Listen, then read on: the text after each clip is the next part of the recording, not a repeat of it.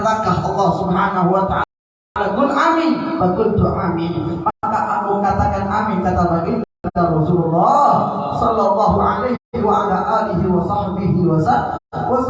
Ma'asyiral hadirin wal hadirat yang dimuliakan dan dirahmati oleh Allah Subhanahu wa taala, orang yang ketika masuk bulan Ramadan tidak mendapatkan ridha daripada orang tuanya, tidak akan diterima oleh Allah Ramadannya, tidak akan diterima oleh Allah puasanya, tidak akan diterima oleh Allah salat tarawihnya, tidak akan diterima oleh Allah qiyamul lailnya, tidak akan diterima oleh Allah sedekahnya sebelum dia meminta maaf kepada kedua orang tuanya. Makanya puncak paling besarnya ibadah kepada Allah di antaranya dengan kita berbakti dengan orang tua.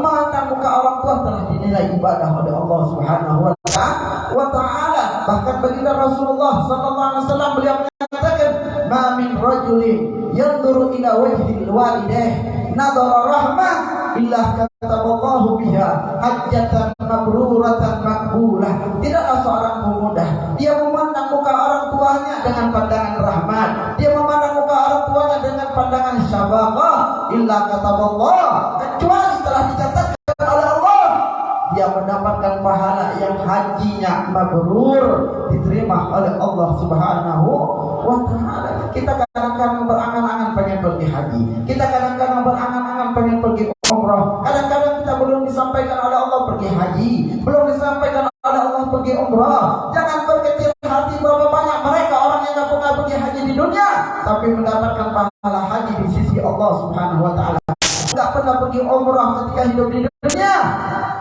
akan tetapi mendapatkan pahala umrah ketika mereka ditunjukkan oleh Allah Subhanahu wa taala catatan amalnya. Di antaranya adalah orang-orang yang berbakti dengan orang tua. Bahkan Rasulullah sallallahu alaihi wasallam menyatakan birrul walidain afdalu minas shalah wa afdalu minas shaum wa afdalu minal hajj wa afdalu minal jihad fi sabilillah. Kata baginda Rasulullah sallallahu alaihi wasallam, berbakti dengan kedua orang tua lebih baik daripada salat sunnah yang kau lakukan, lebih baik daripada puasa yang kau lakukan, lebih baik daripada zakat yang kau keluarkan, lebih baik daripada haji yang kau lakukan, bahkan lebih baik daripada jihad di jalan Allah Subhanahu wa taala. Jihad yang pahalanya besar dilarang oleh Rasulullah sallallahu alaihi wasallam manakala kita tidak mendapatkan ridha daripada kedua orang tua.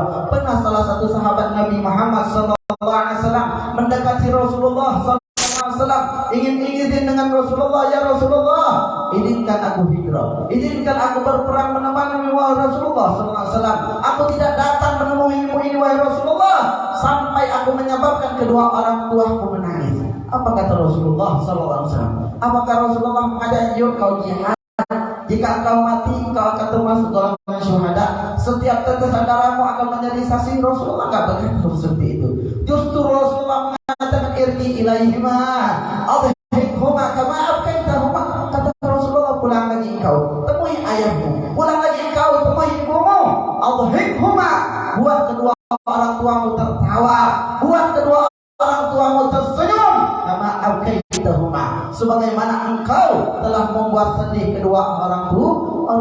Jihad yang pahalanya besar, manakala tidak mendapatkan izin dari kedua orang tua, maka ketahuilah jihad tersebut dilarang oleh baginda Rasulullah sallallahu alaihi wa ala alihi wa sahbihi wasallam. Maka oleh karena itu jadikan hikmah yang begitu luar biasa ketika kita masih punya orang tua, sempatan ketika kita masih hidup, di samping kita ada ayah kita, di samping kita ada ibu kita. Orang yang paling rugi tidak mau berbakti dengan orang tuanya. Bahkan berapa banyak mereka para aulia Allah, orang-orang yang saleh diangkat oleh Allah derajatnya karena berbakti dengan orang tua. Lihat bagaimana Al-Imam Ali Zainal Abidin radhiyallahu taala anhu arda, salah satu cucu daripada Nabi kita Nabi besar Muhammad sallallahu alaihi wasallam. Al-Imam Ali Zainal Abidin saking berbaktinya dengan ibunya, beliau tidak pernah makan bareng dengan ibunya. Ketika ditanya, wahai imam, kami tahu engkau adalah anak yang paling berbakti dengan ibumu, akan tetapi kenapa engkau tidak pernah makan bareng dengan ibumu? Maka apa yang dijawab oleh Al-Imam Ali Zainal Abidin? Aku takut ketika dihidangkan kepadaku bermacam-macam lauk pauk, aku melihatnya, ibuku melihatnya, dan aku melihatnya, aku mengambilnya terlebih dahulu. Wa an'akum bi ummi, aku sudah termasuk orang yang durhaka terhadap ibuku. Saking perhatiannya, di dalam bab makannya pun begitu diperhatikan, sehingga derajatnya Al-Imam Ali Zainal Abidin semakin diangkat oleh Allah Subhanahu wa ta'ala. Begitu juga Haywan Ibn Shuraih, seorang ulama yang besar, seorang punya pesantren yang besar, punya santri ribuan, sedang asyik mengajar Haywan Ibn Shuraih. Datang ibunya dari samping memerintahkan, ya Haywan, kum ati akli didajajah. Wahai Haywan, berdiri engkau, berikan makanan terhadap hewan ternak.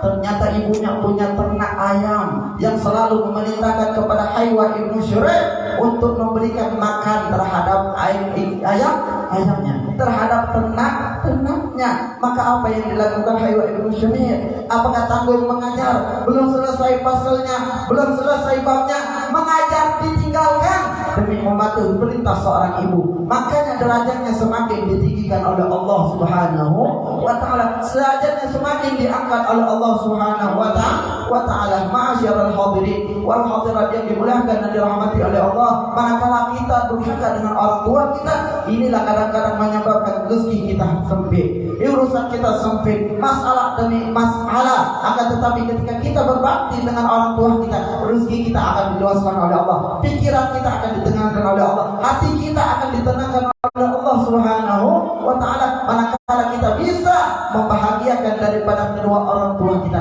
manakala kita sudah bisa mendapatkan keridhaan orang tua kita, pasti kita akan bisa mendapatkan ridha Allah Subhanahu wa ta'ala. Karena Allah meletakkan ridhanya orang tua, itu adalah ridha, kata Allah Subhanahu wa ta'ala, ridha Allah bi ridhal walidain wa sakhtullah bi sakhtil walidain. Keridhaan Allah ada pada kedua orang tua. Jangan harap kita bisa mendapatkan keridhaan Allah sebelum kita mendapatkan keridhaan daripada orang tua kita. Maka berusaha diri kita menjadi anak-anak yang mendapatkan ridha daripada orang tua. Orang yang durhaka dengan orang tua jangan masuk surga Allah. Bau surga pun telah diharamkan oleh Allah Subhanahu wa ta'ala bagi anak-anak yang durhaka terhadap orang tua.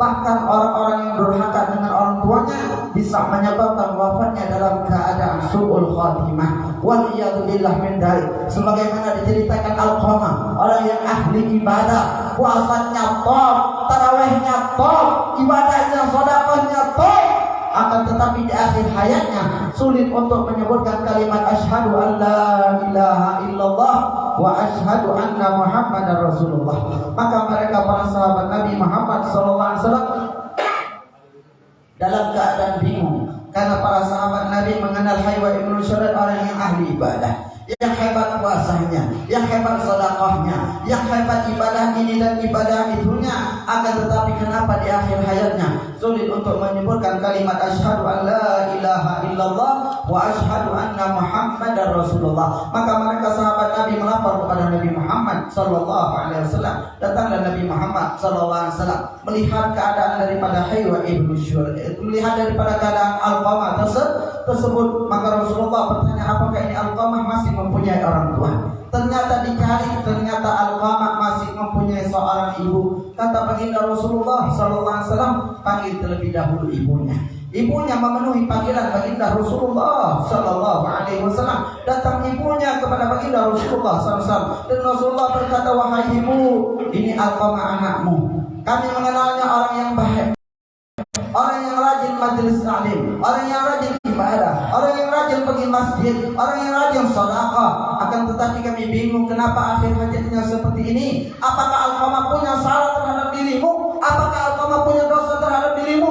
Ya wahai baginda Rasulullah sallallahu alaihi wasallam, Alqamah anakku, aku yang melahirkannya, aku yang membesarkannya, aku yang mendidiknya, aku yang menjadikannya orang yang sukses. Akan tetapi ketika dia sudah menjadi orang yang sukses, dia lebih memenuhi kepentingan istrinya daripada kepentingan diriku. Apa yang diminta oleh istrinya selalu dikasih, apa yang diharapkan oleh istrinya dikasih. Akan tetapi apabila aku punya hajat, aku punya keinginan, gak pernah dikasih wahai Rasulullah sallallahu alaihi wasallam, sehingga aku merasakan sakit hati yang begitu luar biasa. Kata Rasulullah sallallahu alaihi wasallam, wahai ibu, maafkanlah tetap dia Alqamah anakmu. Tidak wahai Rasulullah. Sampai berkali-kali Rasulullah minta maaf untuk Alqamah, tidak dimaafkan oleh ibunya. Maka Rasulullah sallallahu alaihi wasallam memerintahkan daripada sebagian sahabatnya, wahai sahabatku, siapkan kayu bakar. Maka setelah datang kayu bakar, wahai ibu, jika engkau tidak maafkan Alqamah anakmu, kata Rasulullah, maka aku akan bakar hidup-hidup Alqamah anakmu. Maka di situ sentuh hati ibunya, menangis seraya berkata kepada baginda Rasulullah sallallahu alaihi wasallam, ya Rasulullah, sekarang aku telah memaafkan anakku Alqamah. Maka dibimbing oleh sahabat Nabi dan bisa menyebutkan kalimat asyhadu an la ilaha illallah wa asyhadu anna Muhammadar Rasulullah.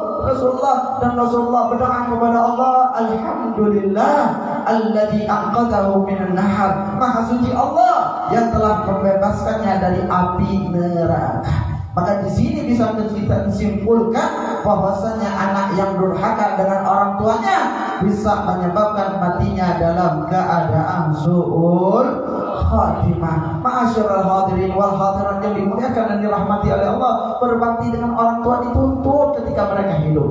Hatta mereka telah kembali kepada Allah, berpindah kepada Allah, kita pun dituntut untuk berbakti terhadap kedua orang tua. Pernah baginda Rasulullah sallallahu alaihi wasallam datangi oleh seorang seraya berkata, ya Rasulullah, ayahku telah meninggal, ibuku telah meninggal, hal baqiya alayya min birri abawayya ba'da wafatihima. Wahai Rasulullah, apakah aku masih bisa berbakti dengan ayahku? Apakah aku masih bisa berbakti dengan ibuku? Iya, kata baginda Rasulullah sallallahu alaihi wasallam, yang pertama ad-du'a lahumma, selalu doakan orang tua kita. Makanya kita salafun saleh menganjurkan kepada kita doa yang ringan, rabbil fili wali walidayya. Jangan tinggal setelah kita melaksanakan salat lima waktu. Wal istighfar lahumma, penyampaian istighfar untuk kedua orang tua kita. Wassadaqatu alaihima, manakala Allah berikan kepada kita luasan rezeki, niatkan sedekah untuk kedua orang tua kita. Wa infaqu ahdihima, jalankan janji orang tua.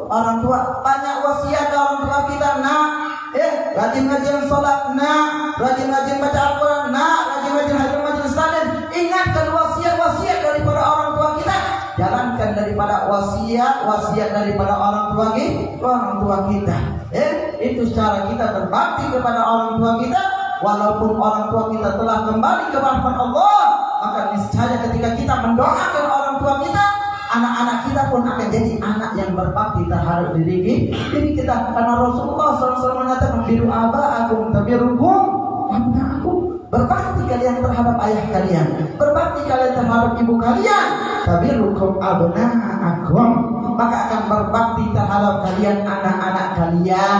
Ketika kita tak berbakti dengan orang tua kita, jangan harap berdoa kepada Allah, ya Allah jadikan anakku anak yang berbakti dengan orang tua, sedangkan perilakunya sendiri, perbuatannya sendiri adalah anak-anak yang durhaka terhadap orang tua. Maka mengalir ketika dia durhaka dengan orang tuanya, anaknya pun akan durhaka terhadap dirinya. Ketika dia berbakti dengan orang tuanya, maka niscaya akan diberikan oleh Allah Subhanahu wa taala anak-anak yang juga birrul walidain. Amin ya rabbal alamin. Masyaallah hadirin wal hadirat yang dimuliakan dan dirahmati oleh Allah Subhanahu wa taala. Mudah-mudahan Sya'ban kita adalah Sya'ban yang diberkahi oleh Allah, dan mudah-mudahan beberapa hari lagi kita akan disampaikan oleh Allah Subhanahu wa taala pada bulan Ramadan.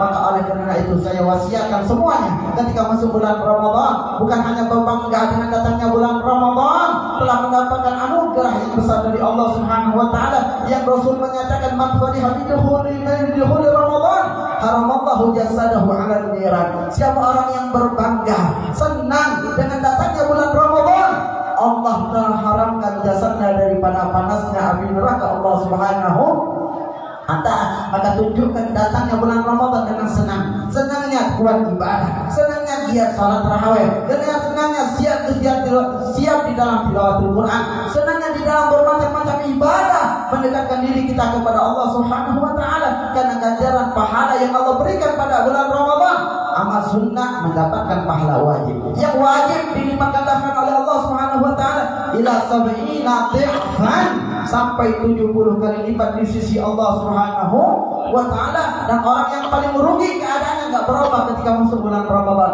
Malas tetap dengan malasnya, ya, maksiat dengan maksiatnya. Ketika datang bulan Ramadan, hendaknya kita malu kepada Allah Subhanahu wa taala. Hendaknya kita menjadi hamba Allah yang ngerti makna daripada bulan Ramadan. Bagaimana kita bisa mengerti pada bulan Ramadan dengan keistimewaan yang begitu luar biasa, sampai Nabi menyatakan lau ta'lamuna ma fi Ramadan la tamannau ayyakuna sanatan kamilah. Kalau andai saja kalian mengerti apa yang diletakkan oleh Allah pada bulan Ramadan daripada kebaikan, daripada pahala, daripada rahmat, daripada anugerah dari Allah Subhanahu wa taala, la tamannau ayyakuna sanatan kamilah, maka niscaya kalian akan berangan-angan kepada Allah 12 bulan penuh dijadikan oleh Allah Subhanahu wa taala semuanya pada bulan Ramadan. Enggak ada Syawal, enggak ada Dzulqa'dah, enggak ada Dzulhijjah. Kenapa? Semuanya berharap dijadikan oleh Allah Subhanahu wa taala bulan tersebut adalah bulan Ramadan. Maka khususkan ketika kita masuk bulan Ramadan, jadikan Ramadan ini adalah Ramadan yang terbaik diri kita.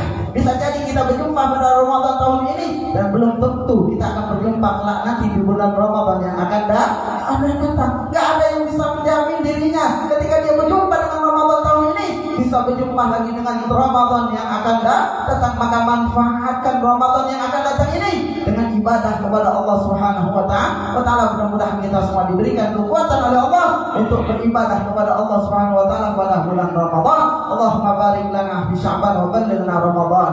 Allahumma barik lana fi Sya'ban wa ballighna Ramadan. Allahumma barik lana fi Sya'ban wa ballighna Ramadan. Aina ala siyam wal qiyam wa tilawatil Quran wahfadna ya rabbana minal dhunubi wal atham warzuqna bi husnil khitam. Wa sallallahu ala sayyidina Muhammadin nabiyil ummi wa ala alihi wa sahbihi wa sallam. Alhamdulillahi rabbil alamin. Kurang lebihnya mohon maaf bila taufiq wal hidayah. Assalamualaikum warahmatullahi wabarakatuh. Waalaikumsalam warahmatullahi wabarakatuh.